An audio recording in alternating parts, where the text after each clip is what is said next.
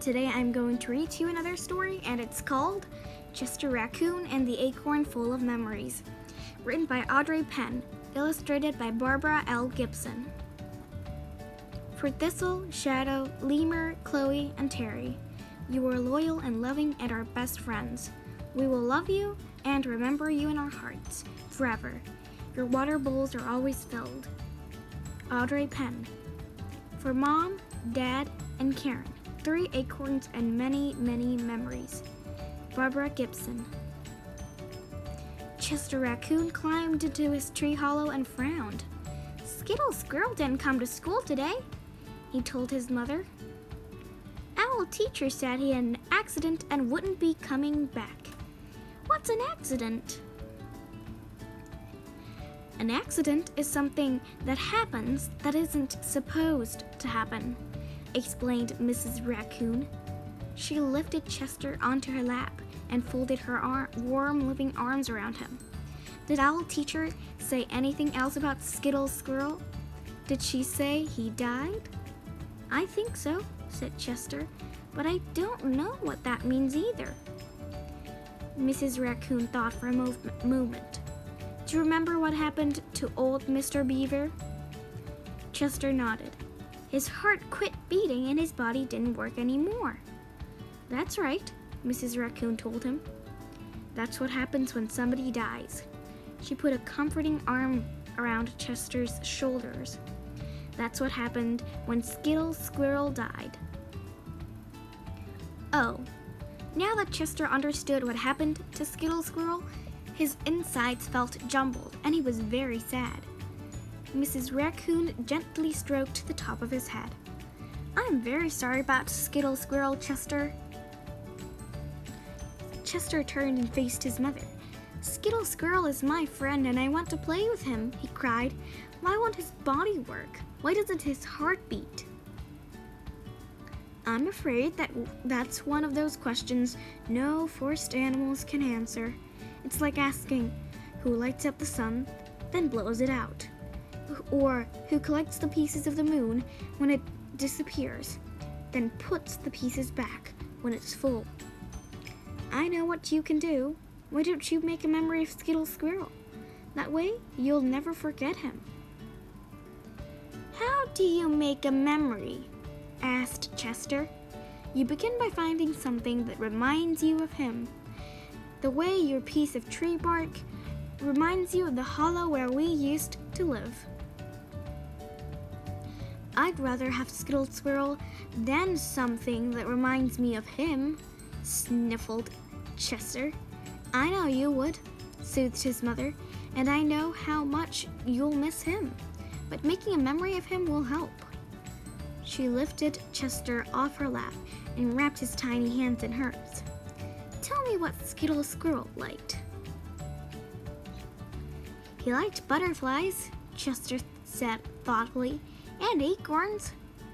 Butterflies and acorns, his mother repeated out loud.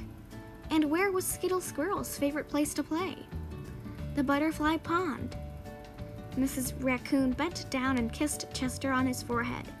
Chester's ears twitched and his muzzle blushed. Let's go see if butterflies and acorns can help us make a memory of Skittle Squirrel, shall we? She asked him. She led Chester outside, picked up his little brother Ronnie, who had his curious little nose inside an anthill, and walked the 2 cubs down the wooded path toward the butterfly pond. On their way to the pond, Chester's best friend, Cassie, popped out from behind her tree. Where are you going? She asked Chester. We're going to the butterfly pond to make a memory of Skittle Squirrel. Want to come? Okay, but I don't know how to make a memory. You find something like my piece of tree bark. Only it's not tree bark because it has to do with butterflies and acorns, and it's something that reminds you of Skittle Squirrel. I can do that, said Cassie. The 4 raccoons scurried toward the pond. More and more of Skittle's friends asked if they, too, could come along and make a memory. Before long, 2 deer, 6 skunks, 3 opossums, 14 rabbits, a badger, a bluebird, 6 mourning doves, a green snake, 22 mice, 4 squirrels, a beaver, and 2 chipmunks walked, crawled, slithered, hopped, and flew to the edge of the pond. "I've never seen so many butterflies," chittered Mrs. Raccoon when they arrived. There were butterflies and butterflies and more butterflies. Butterflies were everywhere. They were over the pond, in the trees, under the bushes, on the flowers, and resting on single blades of grass between the animals' feet. "What do I do now?" asked Chester as a bright purple butterfly balanced on the tip of his nose.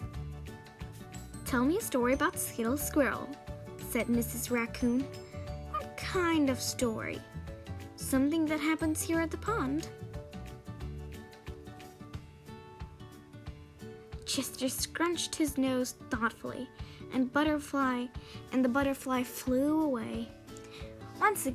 Once when we were playing here, about a gazillion butterflies landed on Skittle Squirrel all at the same time. He was so covered in butterflies you can hardly see his fur. He thought that with all those butterflies standing on him, he could fly like they do. So he took a running start and jumped into the air.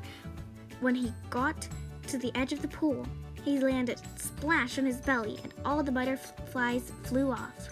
He dripped all the way back to his tree.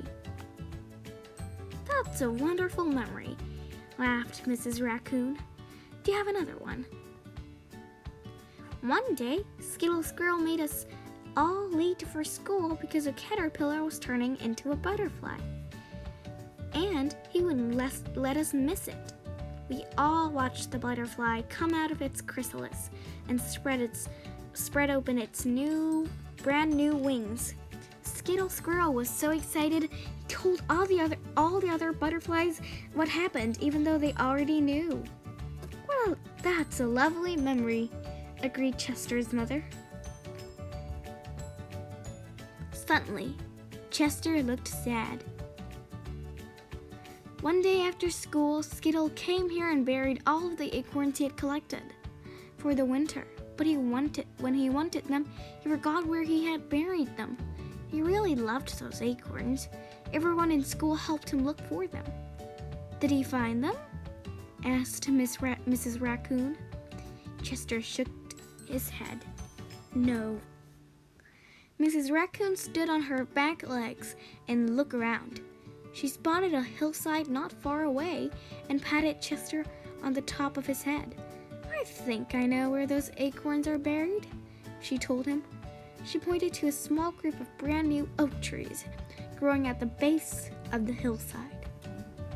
"Those are Skittle Squirrel trees!"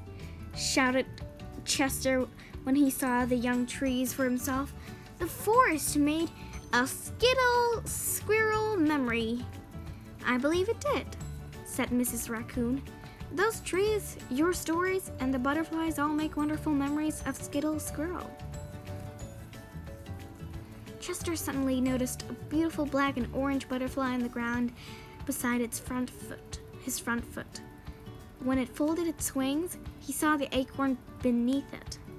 He gently and carefully lifted the acorn and the butterfly off the ground, held his breath, and waited patiently until the butterfly flew away on its own. He clutched the acorn in his front paw and looked up at his mother. "This acorn is the memory I'll take home," he told her. "I'll keep it with my special piece of tree bark. Every time I look at it, I'll think of Skittle Squirrel. It's a beautiful acorn, Chester. It will make a perfect memory." With the acorn securely clutched in his paw, Chester scampered over to the Skittle Squirrel trees and placed a kissing hand on each new tree trunk. "I'll never forget you, Skittle Squirrel. Thank you for being my friend."